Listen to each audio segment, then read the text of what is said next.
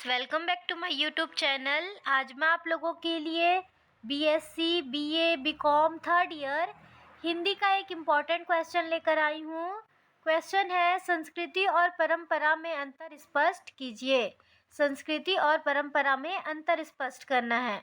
तो चलिए इसका नोट्स देखते हैं। उत्तर है, संस्कृति और परंपरा में बहुत अंतर दिखाई देता है। चलिए इसे हम एक उदाहरण के द्वारा समझने की कोशिश करते हैं। जो संस्कृति है उसे हम एक शादी से समझेंगे, ठीक है।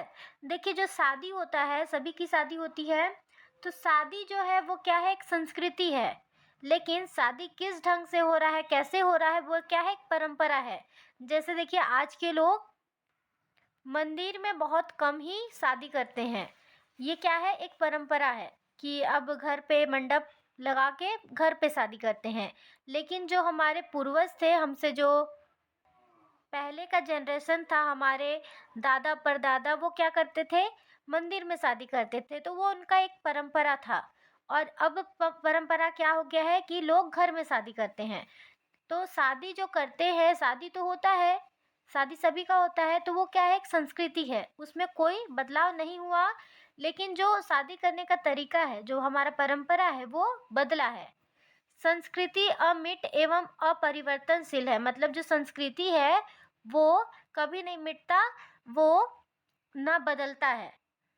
अपरिवर्तन मतलब बदलना, ठीक है, नहीं बदलता है। जबकि परंपरा एक समय के बाद धीरे धीरे लुप्त या परिवर्तित होता है। जो परंपरा है वो एक समय के बाद क्या होता है, लुप्त होना। मतलब क्या होता है, छिप जाना या फिर खत्म हो जाना, ठीक है। यहाँ परिवर्तित का मतलब बदलना है। जैसे हम लोग उदाहरण में समझे कि पहले के ज़माने के लोग मंदिरों में शादी करते थे, तो वो अब लुप्त हो चुका है, वो अब नहीं देखने को मिलता है। संस्कृति पीढ़ी दर पीढ़ी चली आती है। मतलब एक पीढ़ी से, एक जनरेशन से दूसरे जनरेशन तक चली आती है।